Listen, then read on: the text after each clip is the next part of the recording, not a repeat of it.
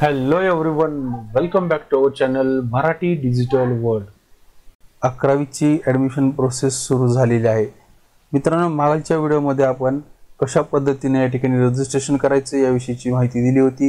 मित्रांनो, या व्हिडिओमध्ये आपण भाग 1 म्हणजे पार्ट 1 चे रजिस्ट्रेशन प्रोसेस कशा पद्धतीने करायची याविषयीची माहिती बघणार आहोत. मित्रांनो, ही सगळी जी माहिती आहे ही आपण आता त्या प्रॅक्टिस सेशन मधून बघत आहोत. ॲक्च्युअल फॉर्म फिलअप करायला सुरू झालेले नाहीयेत.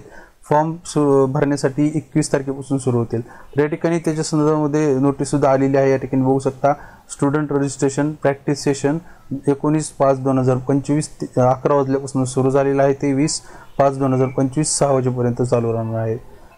सविस्तर ही सरावासाठी दिलेला आहे मित्रांनो. तर या ठिकाणी लक्षात घ्यायचं, रजिस्ट्रेशन प्रोसेस आणखी सुरू झालेली नाही, ॲक्च्युअल फॉर्म फिलअप करण्यासाठी सुरू झालेली नाही, फक्त सराव सत्र सध्या सुरू आहे. तर मित्रांनो, मागच्या व्हिडिओमध्ये आपण रजिस्ट्रेशन कशा पद्धतीने करायचं हे बघितलं होतं.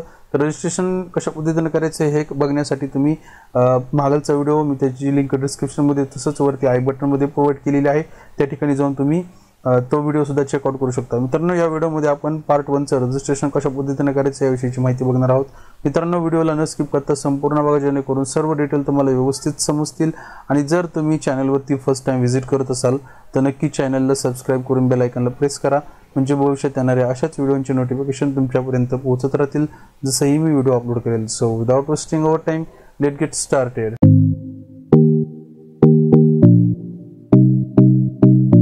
तर मित्रांनो, या ठिकाणी नोटीस सुद्धा आलेली 21 मे सकाळी 11 ते 28 मे 2025 सायंकाळी 6 पर्यंत नोंदणी प्रक्रिया ही सुरू केली जाणार आहे. तर ॲक्च्युअल फॉर्म फिलअप करण्यासाठी 21 तारखेपासून सुरू होणार आहेत आणि हे सराव सत्र जे आहे ते 19 तारखेपासून ते 20 तारखेपर्यंत या ठिकाणी सराव सत्र आहे. हे फक्त सरावासाठी आहे. केवळ तुम्ही याच्यामध्ये तुमचं रजिस्ट्रेशन जरी केलं, तुमच्याकडनं काही चुका जरी झाल्या तरी त्या ठिकाणी काळजी करण्यासारखं काही नाही आहे. तुम्हाला तुमचा फक्त सराव व्हावा आणि ॲक्च्युअल फॉर्म फिलअप करते वेळेस तुमच्याकडनं पद्धतीची मिस्टेक्स होणार नाहीत, यासाठी तुम्हाला सराव सत्र म्हणजेच प्रॅक्टिस सेशन हे सुरू केलेलं आहे.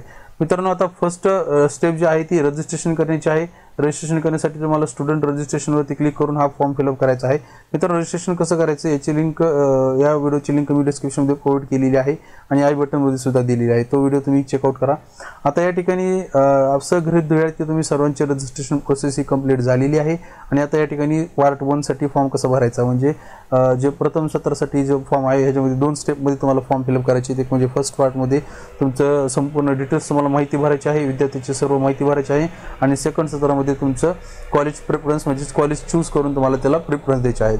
तर या ठिकाणी आता फर्स्ट पार्टसाठी कशा पद्धतीने आपण या ठिकाणी फॉर्म भरायचा आहे या ठिकाणी आपण स्टेप बाय स्टेप बघूयात. तर आपण या ठिकाणी तुम्ही रजिस्ट्रेशन केलेलं आहे. या ठिकाणी सिंपल तुम्हाला लॉग इनवरती क्लिक करायचं आहे. लॉग इनवरती क्लिक केले की या ठिकाणी तुमचा ॲप्लिकेशन नंबर एंटर करायचा आहे, जो तुम्ही रजिस्ट्रेशन केल्यानंतर तुम्हाला प्रोव्हाइड झाला होता. त्यानंतर तुमचा जो तुम्ही पासवर्ड जनरेट केला होता तो पासवर्ड या ठिकाणी टाकायचा आहे.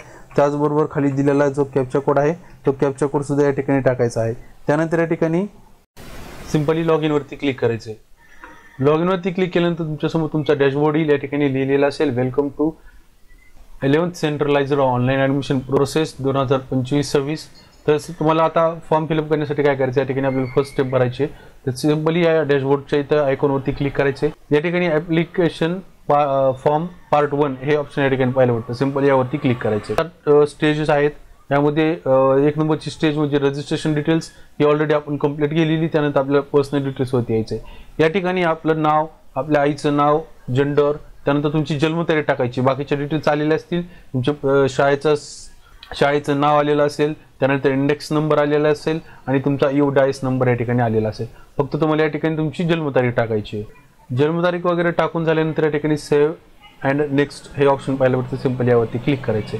यावरती क्लिक केले की या ठिकाणी आपल्याला ॲप्लिकंट ॲड्रेस टाकण्यासाठीचं ऑप्शन येते. या ठिकाणी तुमचं राहता पूर्ण ॲड्रेस, तुमचा पोस्टल पिनकोड, त्यानंतर या ठिकाणी तुमचं स्टेट कुठलं आहे स्टेट टाकायचं आहे, डिस्ट्रिक्ट कुठलं आहे ते डिस्ट्रिक्ट टाकायचं आहे. त्यानंतर या ठिकाणी तहसील तालुका कुठला आहे तुमचा तो टाकायचा आहे, तुमच्या गावाचं नाव टाकायचं आहे. त्यानंतर खाली स्क्रोल करायचं. या ठिकाणी तुमचा जर अल्टरनेट मोबाईल नंबर असेल तर तुम्ही तो अल्टरनेट मोबाईल नंबर या ठिकाणी टाकू शकता. लँडलाईन असेल तर तुमचा लँडलाईनचा नंबर हे या ठिकाणी टाकू शकता. ह्या गोष्टी टाकून झाल्यानंतर तुम्हाला सेव्ह अँड नेक्स्टवरती क्लिक क्लिक केल्यानंतर तुमची या ठिकाणी कॅटेगरी जी असेल ती ऑटोमॅटिक या ठिकाणी आलेली असेल. या ठिकाणी जर तुमची कॅटेगरी आलेली बरोबर नसेल तर तुम्ही या ठिकाणी क्लिक करून ती चेंज सुद्धा करू शकता. त्यानंतर खाली या ठिकाणी विचारलं जातं, do you have caste certificate. तर तुमच्याकडे जर कास्ट सर्टिफिकेट असेल तर येसवरती क्लिक करायचं आहे. येसवरती क्लिक करून तुम्हाला या ठिकाणी तुमचं कास्ट कोणत्या स्टेटमधून कोणत्या डिस्ट्रिक्टमधनं इश्यू करण्यात आलेले हे या ठिकाणी चूज करायचं आहे. त्यानंतर खाली या ठिकाणी तुमची काय कास्ट कोणती आहे ती या ठिकाणी चूज करायची आहे. त्यानंतर या ठिकाणी विचारलं जातं तुम्ही प्रोजेक्ट अफेक्टेड आहात किंवा भूकंपग्रस्त आहात का. तर या ठिकाणी अर्थक्वेक किंवा भूकंपग्रस्त असाल तर यसवरती क्लिक करा, नसेल तर नोवरती क्लिक करायचे. त्यानंतर या ठिकाणी विचारलं has applicant parent has been transfer to online process area. या ठिकाणी जर तुमचे पॅरेंट्स जॉब्स करत असतील, त्याचं ट्रान्सफर वगैरे झालेलं असेल, तुम्ही ऑनलाईन प्रोसेस करत आहात त्या एरियामध्ये, तर तुम्हाला या ठिकाणी त्याचं संदर्भामध्ये येस करायचं आहे. त्यानंतर जर असेल तर या ठिकाणी सिम्पली तुम्ही नोवरती क्लिक करू शकता. त्यानंतर या ठिकाणी तुम्ही फ्रीडम फायटरचे तुमचे ग्रँड पॅरेंट्स फ्रीडम फायटर होते का, तुमचे आजोबा फ्रीडम फायटर होते का विचारलं जातं. असेल तर येसवरती क्लिक करा, नसेल तर नोवरती क्लिक करायचे. त्यानंतर एक सर्व्हिसमॅन असतील तर त्यांनी एक सर्व्हिसमॅनला या ठिकाणी येस करता वरती क्लिक करायचं, नसेल तर नोवरती क्लिक करू शकता. त्यानंतर या ठिकाणी विचारलं जातं does applicant belong to sport category. तुमच्याकडे जर स्पोर्ट्सचं वगैरे सर्टिफिकेट असतील तर तुम्ही येसवरती सिम्पली क्लिक करायचे. त्यानंतर या ठिकाणी विचारलं जातं if you are filling under category of orphan, म्हणजे तुम्ही जर या ठिकाणी अनाथ असाल तर तुम्हाला त्याचं सर्टिफिकेट तर गरजेचं आहे जर तुम्ही येस करत असाल तर. नसाल तर या ठिकाणी तुम्ही अनाथ नसाल तर या ठिकाणी सिम्पली नोवरती क्लिक करायचे. त्यानंतर या ठिकाणी मायनॉरिटी कोटा या ठिकाणी विचारलं जातं do you belong to minority, तर तुम्ही मायनॉरिटी कॅटेगरीतून येत असाल येसवरती क्लिक करा. तुमची मायनॉरिटी कॅटेगरी कोणती आहे ती या ठिकाणी तुम्ही चूज करायची आहे. त्यानंतर जर नसाल तर नोवरती सिम्पली क्लिक करा. त्यानंतर या ठिकाणी विचारलं जातं इन हाऊस कोटा ॲडमिशन असेल तर या ठिकाणी विचारलं जातं do you want to take admission through in house quota. तर या ठिकाणी जर तुम्हाला इन हाऊस कोटामधून ॲडमिशन घ्यायचं असेल तर यावरती क्लिक करा, नसेल तर सिम्पल तुम्ही नोवरती क्लिक करू शकता. त्यानंतर या ठिकाणी सेव्ह नेक्स्टवरती क्लिक करायचे. सेव्ह नेक्स्टवरती क्लिक केल्यानंतर तुमच्याकडे या ठिकाणी क्वालिफिकेशन डिटेल्स तुम्हाला फिलअप करायचे. क्वालिफिकेशन डिटेल्समध्ये 10th स्टँडर्डचे जे एक्झामिनेशन डिटेल्स आहे या ठिकाणी द्यायची आहे. या ठिकाणी तुमची डिटेल्स तर ऑलरेडी ॲटोमॅटिक आलेली असणार आहे. जर ह्या वर्षी तुम्ही रेग्युलरमध्ये जर तुमची 10वी झाली नसेल तर किंबहुना या ठिकाणी ही डिटेल्स यायची नाही, तुम्हाला ही फिलअप वगैरे करावं लागणार आहे. त्या ठिकाणी संपूर्ण मार्क्स आलेले आहेत प्रत्येक सब्जेक्ट वाईज आणि टोटल पर्सेंटेज या ठिकाणी आलेले आहेत. तर या ठिकाणी हे सगळ्या गोष्टी आल्यानंतर या ठिकाणी तुम्हाला सेव्ह अँड नेक्स्टवरती क्लिक करायचं आहे. त्यानंतर या ठिकाणी ॲप्लिकंट डॉक्युमेंट व्हेरिफिकेशन डिटेल्स या ठिकाणी येतं.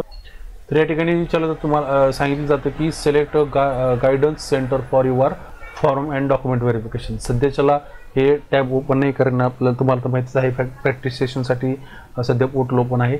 ज्यावेळेस ॲक्च्युअल फॉर्म फिलअप करायला सुरू होतील त्यावेळेस तुम्हाला या ठिकाणी तुम्हाला गायडन्ससाठी किंवा डॉक्युमेंट व्हेरिफिकेशनसाठी एक या ठिकाणी कॉलेज चूज करावं लागणार आहे. तर हे कॉलेज या ठिकाणी चूज करून तुम्हाला नेक्स्टवरती क्लिक करायचं आहे. त्यानंतर या ठिकाणी तुमचे डॉक्युमेंट्स अपलोड करायचे. तर लक्षात घ्यायचे या ठिकाणी डॉक्युमेंट तुम्हाला अपलोड करण्यासाठी JPG, JPEG, PNG आणि PDF फॉर्मॅटमध्ये तुम्ही या ठिकाणी डॉक्युमेंट अपलोड करू शकता. या ठिकाणी तुम्हाला मॅक्झिमम 1 MB पर्यंतचं डॉक्युमेंट जे स्कॅन केलेली जी साईज आहे ती तुम्हाला या ठिकाणी 1 MBच्या आत असली पाहिजे. तर या ठिकाणी आपल्याला काय काय डॉक्युमेंट अपलोड करायचे आहेत. 10वीची मार्कशीट, आता ओरिजिनल मार्कशीट आले नसतील तुम्ही ऑनलाईनची मार्कशीट या ठिकाणी अपलोड करू शकता. त्यानंतर स्कूल लिव्हिंग सर्टिफिकेट तुम्हाला अपलोड करायचं नसेल तर हे मॅन्डेटरी नाही आहे. त्यानंतर नॉन क्रिमिलियर सर्टिफिकेट, हे तुम्हाला जे कॅटेगरीतून बिलॉंग करत असतील विद्यार्थी जसं की OBC असेल, NT वाले असतील, VGNT वाले असतील यांच्याकरिता नॉन क्रिमिलियर सर्टिफिकेट मॅन्डेटरी आहे. त्यानंतर कास्ट सर्टिफिकेट या ठिकाणी ते एक अपलोड करायचं आहे. आता हे राहिला प्रश्न हे वरचं नॉन क्रिमिलियर सर्टिफिकेट जर अपलोड नाही केलं तर काय होतं का, तर लक्षात घ्या नॉन क्रिमिलियर त्याचबरोबर स्कूल लिव्हिंग सर्टिफिकेट आणि 10वीची मार्कशीट हे अपलोड करणं मॅन्डेटरी नाही. फक्त या ठिकाणी कास्ट सर्टिफिकेट अपलोड करायला कंपल्सरी केलेलं आहे. तर ज्याच्या पुढे असं स्टार केलेलं आहे, स्टार मार्क असेल तेच डॉक्युमेंट तुम्हाला अपलोड करणं कंपल्सरी आहे. म्हणजेच या ठिकाणी कास्ट सर्टिफिकेट अपलोड करणं कंपल्सरी आहे. तुम्ही 10वीची मार्कशीट, स्कूल लिव्हिंग सर्टिफिकेट आणि नॉन क्रिमिलियर सर्टिफिकेट जर नाही दिलं तरी या ठिकाणी काही हरकत नाही आहे. कास्ट सर्टिफिकेट अपलोड करा, त्यानंतर सेव्ह अँड प्रोसीडवरती क्लिक करायचे. त्यानंतर या ठिकाणी नेक्स्ट स्टेप येईल ॲडमिशन प्रोसेस फी डिटेल्स. त्या ठिकाणी तुम्हाला चलन पे करायचे. एकूण आपल्याला 100 रुपये इतकं चलन पे करावं लागणार आहे. 100 रुपये चलन तुम्ही ऑनलाईन पद्धतीने पे करू शकणार आहेत, credit card, debit card, internet banking किंवा UPI द्वारे. तर पेमेंट करण्यासाठी तुम्हाला proceed to pay admission processing fees यावरती सिम्पली क्लिक करायचे. यावरती क्लिक करून तुम्हाला त्याच्यामध्ये त्या ठिकाणी डेबिट कार्ड, क्रेडिट कार्ड किंवा इंटरनेट बँकिंग किंवा UPI द्वारे तुम्ही तुमची पेमेंट जी आहे ती करून घेऊ शकणार आहात. तर मित्रांनो अशा पद्धतीनं तुम्ही तुमचं जो फॉर्म फर्स्ट ॲप्लिकेशन फॉर्मचा जो पार्ट 1 आहे तो अशा पद्धतीनं तुम्हाला फिलअप करायचा आहे. एकदम सोप्या आणि सरळ भाषेमध्ये मी तुम्हाला स्टेप बाय स्टेप या ठिकाणी सांगितलेलं आहे.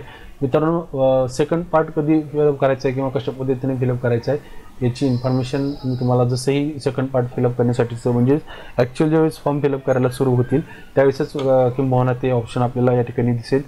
पार्ट सेकंडचं सध्याच्याला फक्त पार्ट 1चं ऑप्शन दिलेलं आहे. याच्यामध्ये एकूण आपल्याला 8 स्टेपमध्ये रजिस्ट्रेशन प्रोसेस पूर्ण करायची आहे. एकदा आपण या ठिकाणी बघूयात कोणत्या कोणत्या रजिस्ट्रेशन प्रोसेस आहेत. त्या ठिकाणी 1 नंबरची आहे रजिस्ट्रेशन डिटेल्स, हे आपण सुरुवातीला कंप्लीट करतो. त्यानंतर पर्सनल डिटेल्स, त्यानंतर या ठिकाणी ॲड्रेस डिटेल्स आपल्याला कंप्लीट करायची, त्यानंतर category and reservation details complete करायची, त्यानंतर क्वालिफिकेशन डिटेल्स कंप्लीट करायची, त्यानंतर डॉक्युमेंट व्हेरिफिकेशन डिटेल्स आणि त्यानंतर अपलोड डॉक्युमेंट आणि लास्ट पे ॲडमिशन प्रोसेस फी.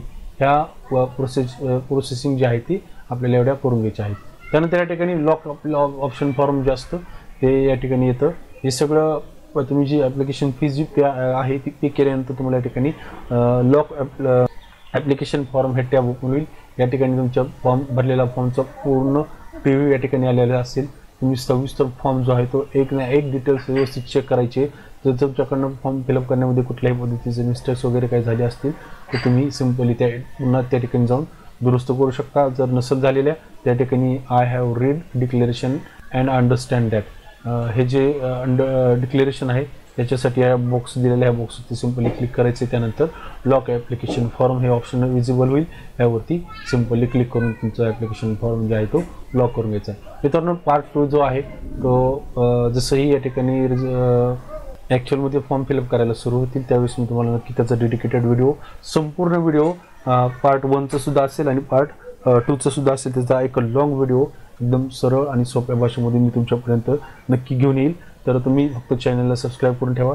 त्याचबरोबर बेल आयकॉनला सुद्धा प्रेस करा म्हणजे भविष्यात येणारे ते जे व्हिडिओ आहेत त्याचबरोबर विविध ॲडमिशन प्रोसेसच्या रिलेटेड सगळी इन्फॉर्मेशन आपल्या चॅनलवरती मी नक्की अपलोड करेन.